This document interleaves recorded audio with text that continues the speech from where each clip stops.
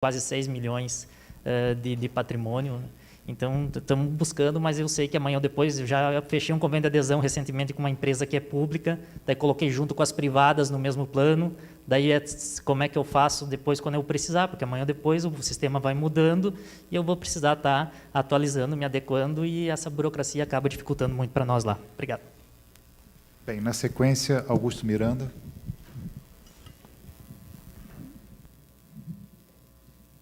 Bom dia, cumprimentando a mesa pela oportunidade. Meu nome é Augusto Miranda, sou presidente atual da Associação Nacional Independente das Entidades Fechadas de Previdência Complementar, os dirigentes eleitos das entidades fechadas de Previdência Complementar, FIDEF. Nossa pauta, que vem sendo sistematicamente discutida no âmbito do governo federal, já tivemos a oportunidade de conversar com o Dr. Marcelo Caetano, com a Previc, na Casa Civil, envolve os principais desafios, em nosso entendimento, que alcançam aspectos de risco moral e reputacional no sistema de previdência complementar. É natural e é importante considerar que as ações de fomento são importantes, mas elas não alcançarão seu efeito, seu objetivo, se não houver um tratamento de elevação da barra de exigência sobre o aspecto de prevenir o risco moral e reputacional no universo do fundo de pensão, conforme o próprio doutor Ricardo Pena já antecipou aqui na sua fala inicial. Tenho 5 sugestões, basicamente, sobre o assunto, começando pela que alcança o status da Previc, que nós entendemos ser necessário que ele seja elevada para um patamar análogo das agências reguladoras, com mandato para dirigentes, que isso dá um norte de supervisão e fiscalização mais efetivo, independentemente da conjuntura política momentânea daquele determinado governo, né? Os outros 4 aspectos de natureza legal, que julgamos necessário evoluir, 2 deles alcançam legislações já vigentes. Nós temos, há quase 10 anos, a Resolução 3792, que estabelece os limites de investimento que os fundos de pensão têm que observar, sem qualquer observância aos níveis de maturidade que esses planos possuam, né, nas suas configurações. Então, isso é uma deficiência, em nosso entendimento, que expõe desnecessariamente, de forma potencialmente temerária, ao equilíbrio patrimonial e atuarial desses planos, por não haver essa observância quanto à natureza de maturidade, ao perfil de maturidade que os planos geridos pelas entidades possuem, e são totalmente distintos, né? O plano mais jovem tem, naturalmente, necessariamente, maior apetite a risco do que um plano mais maduro, simplificando a questão. Outro aspecto legal que julgamos necessário uma urgente modificação são os quase 15 anos de vigência do Decreto 4942, que diz respeito da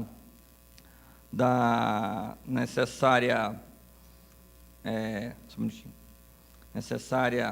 fiscalização dos atos cometidos por dirigentes nas entidades fechadas de previdência complementar, e que, sob o nosso ponto de vista, elas ainda são bastante brandas sobre os apenamentos que são necessários serem combatidos, e também sob o ponto de vista transversal, e não apenas o combate ao ato irregular, mas sim também sob o ponto de vista da conduta irregular enquanto ato de gestão ou conduta de gestão temerária e fraudulenta no fundo de pensão, que hoje, sob o nosso ponto de vista, o 4942 não alcança esse enfoque, né? E isso, sob o ponto de vista da melhora do ambiente reputacional e moral dos fundos de pensão, é um aspecto falho que precisa ser melhorado substancialmente. O artigo 71 da Lei Complementar 109, até o momento, não foi regulamentado. Isso, em nosso ponto de vista, é uma falha regulatória, porque esse artigo definiria os critérios e os limites para as relações comerciais e financeiras entre patrocinadoras e seus fundos de pensão patrocinados, que são potencialmente alcançados por conflitos de interesse nessas transações, e a necessário disciplinamento dessa relação é aspecto premente para que eles não continuem suscitando essa incidência, essa incorrência do risco moral e do risco reputacional sobre o ambiente dos fundos de pensão. Por último, é necessário uma legislação, ainda que, sob o ponto de vista de portaria ou resolução do CNPC, que faça um direcionamento, enforcement, no sentido da transparência e da governança, como já dito aqui anteriormente, usando como elementos, como princípios, diretrizes já estabelecidas, por exemplo, na lei da ficha limpa, na lei de acesso à informação, Augusto, vou pedir para no você próprio sintetizar. princípio da stewardship difundido pela MEC aqui no Brasil. Então, essas 5 contribuições são as mais importantes que nós gostaríamos de trazer para esse debate. Obrigado. Obrigado, Augusto. Marília, na sequência. Marília Castro, da Atuas. Eu gostaria, inicialmente, de parabenizar a iniciativa do Dr. Dr. Marcelo Caetano, parabenizar o Paulão pela ideia, os palestrantes pelo brilhantismo, como apresentaram suas ideias e provocações. Esse assunto é apaixonante e qualquer tempo que se dê sempre será pouco para a sua discussão. Então, por conta disso, eu vou ser bem sucinta e vou deixar 3 provocações. A primeira provocação para o doutor Adacir. Nossos planos hoje desestimulam qualquer contribuição acima de 12% da remuneração. Por quê? Porque, se você fizer isso, o seu recurso vai ficar todo ele num saldo de conta e, quando você receber seu benefício, você vai ser bitributado. Para o doutor Luiz, eu colocaria o seguinte: nós, atuários, somos a favor da reforma das previdências, porque nós não temos uma previdência.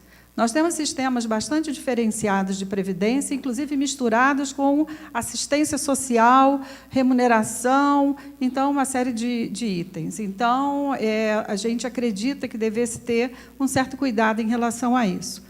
E, como as minhas sugestões são na microagenda, né, causa estranheza que um item não tenha sido abordado na reforma da Previdência, que é a proibição daquele que esteja empregado tenha direito a receber benefício pela Previdência, né?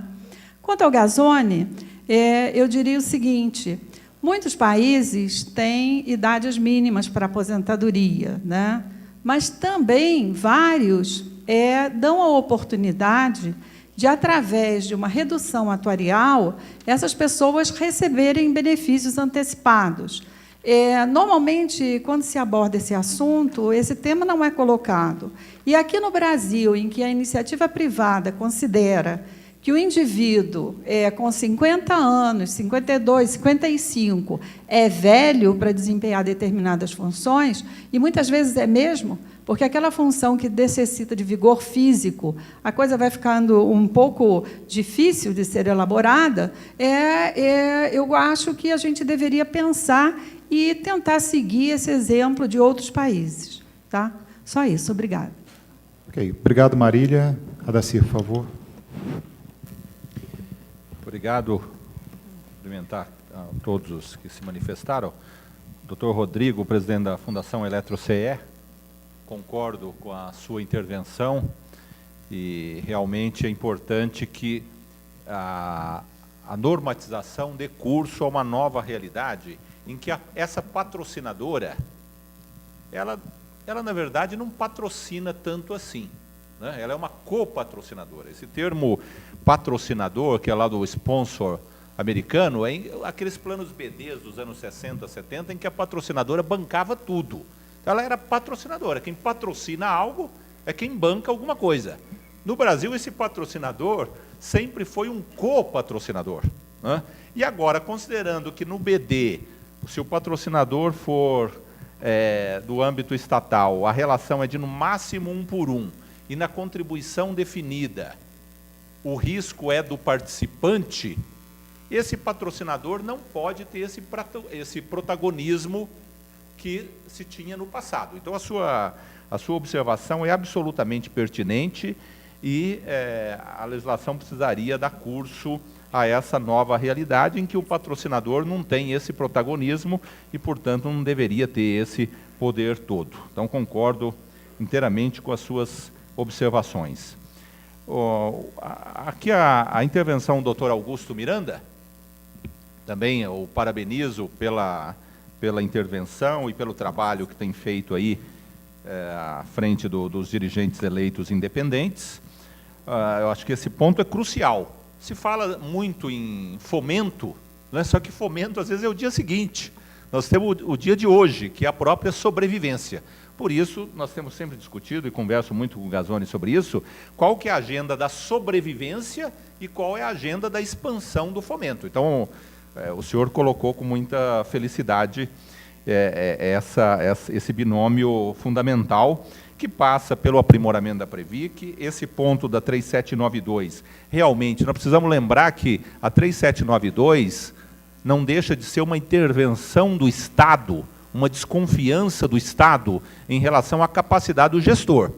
Se formos olhar em outros países, não há uma norma como essa 3792, concorda? Então, aqui, realmente, o Estado desconfia do gestor e procura estabelecer limites e diretrizes. Agora, é claro, nesses limites tem que se levar em conta o nível de maturidade de cada plano e, realmente, acho que poderíamos avançar para isso. O decreto 4942 foi um marco, foi importante na época, mas, sem dúvida nenhuma, padece hoje da necessidade de aprimoramentos. Digo aqui a minha opinião como advogado.